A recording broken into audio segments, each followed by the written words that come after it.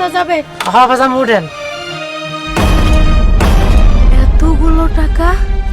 না না, যেইভাবে হোক এই টাকাগুলো আমার লাগবে। এই অটোতে যদি আমি যাই তাহলে টাকাগুলো নিতে পারবো না। আমি বরঞ্চ অন্য অটোতে যাব, এই অটোতে যাব না। তারপরেও এই টাকাগুলো আমার লাগবে।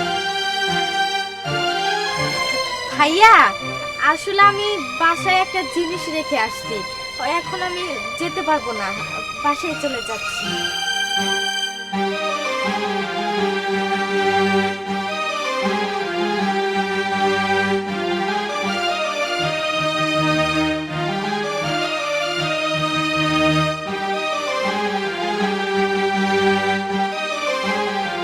হ্যাঁ, এই তো এসে পড়েছি, আর একটু 10 মিনিট। এই মামা, যাবে শেখের পিঠা? হ্যাঁ ভাই উঠেন যাবো। আরে বাপরে, এই দি শূন্য, এটা তো দেখে মনে হচ্ছে 24 ক্যারেট। আর আমি যে অকর্মা ঢেকি, আমার বউ কতই না কিলগুড়ি দেয় যে আমার একটা স্বর্ণের গহনা দাও, স্বর্ণের গহনা দাও। আমি তো দিতে পারি না। যাক, মেঘনা চাইতেই চল, আল্লাহ যা করে ভালোর জন্যই করে। যাই, গহনাটা নিয়ে যাই। ভালো কথা, যেভাবেই হোক এই অটলরে বগি চকি বোঝায় এইখান থেকে কাটে যাইতে হবো। যাই। আসলে মামা, ভুলে আমার মানি ব্যাগটা ফালায় আসছি বাসায়। আমি মানি ব্যাগটা নিয়ে আসি, তারপরে তোমরা যাও। আচ্ছা ঠিক আছে ভাই, জানতে এলে। আচ্ছা আচ্ছা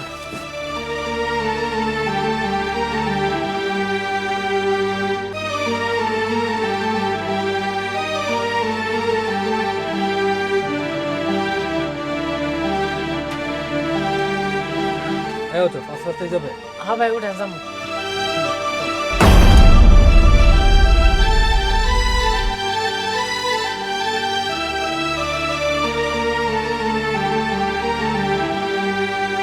আমার মাথায় ধরছে না, দারোয়ান কেন আমাদেরকে এখানে নিয়ে এসে দাঁড় করালো? আমরা তো অফিস রুমে যেতে পারতাম। আসলে এটা কোনো জায়গা হলো নাকি? কি মানে এক্সকিউজ মি, এখানে রিটু সাহেবকে? জি ম্যাডাম, আমি। ও, আপনাকে নিয়ে বসে অফিসের ভিতরে যেতে বলছে। মানে কি বলছেন এসব? উনি একা কেন যাবে? আমরাও তো ইন্টারভিউ দিতে আসছি, আমরা যাব না? ও সরি, আপনাদের মনে হয় ভুল হচ্ছে, ইন্টারভিউ তো হয়ে গেছে। আরে আপনি কি বলছেন, ইন্টারভিউ হয়ে গেছে মানে? হ্যাঁ। আমরা তো অফিসেই গেলাম না। ইন্টারভিউ হয়ে গেছে, উনি সিলেক্ট হয়েছে, আপনারা আনছিলেন। আরে ম্যাডাম, উনি তো ঠিকই বলেছেন। আমরা তো আসলাম কিছুক্ষণ আগে, আমাদেরকে কেউ তো বললো না যে ইন্টারভিউ কখন হবে না হবে, কেউ তো এসে ইন্টারভিউ নিলেও না। তাহলে কখন হলো আমাদের ইন্টারভিউ? ও, বুঝতে পেরেছি। তাহলে এই প্রশ্নের উত্তরটা আমি দিতে পারবো না, স্বয়ং বসই দিই। বস, এদিকে আসুন। বলুন মুনমুন ম্যাডাম। ওনাদের বললাম যে আপনারা আনছিলেন, আপনি ছিলেন, তো ওনারা কিছুতেই বিশ্বাস করতেছেন আমার কথা। আপনি একটু বলেন। কেন আপনারা বিশ্বাস করতেছেন না কেন মুনমুনের কথা? আসলে স্যার, আমরা আসলে বুঝতেই পারছি না যে কিভাবে আমাদের ইন্টারভিউটা হলো। আর তাছাড়া আমাকে কেন আপনারা সিলেক্ট করলেন? আমি কিভাবে সিলেক্টেড হলাম?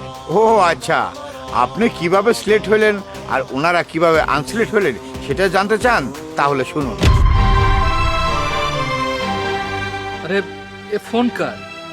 এই ফোনটা তো তোমার অটোর মধ্যে পড়েছিল। না ভাই, ফোনটা মনে হয় আপনারই। আরে না না, আমার ফোন তো আমার কাছেই আছে।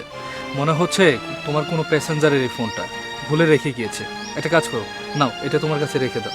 না ভাই, আপনি একটা কাজ করেন, এই ফোনটা আপনার কাছে রেখে দেন। আরে না না, আমি কেন নিব? আমি অন্যের ফোন কেন নিতে যাব? এক কাজ করো, তোমার প্যাসেঞ্জার যদি এসে বলে যে তার ফোন হারিয়েছে, উপযুক্ত প্রমাণ পেলে তারপর তাকে এই ফোনটা দিয়ে দিও, ঠিক আছে? আচ্ছা ঠিক আছে ভাই, দেন। তাহলে যাবেন না আপনি? হ্যাঁ যাবো। উঠেন। আচ্ছা ঠিক আছে, চলো। এখন তাহলে বুঝতে পারছেন লিটু সাহেব, আপনি কিভাবে সিলেক্ট হলেন আর ওনারা কিভাবে আনসিলেক্ট হলেন। শুনুন, আপনাদেরকে বলি, আপনাদের দেখতে বাহ বেশ সুন্দর চেহারা, বায়োডাটাও ভালো, লেখাপড়া সুশিক্ষিত। আপনাদের মনের ভিতরে যে এত কালিমা, এটা তো কখনোই জানতাম না। Very sad.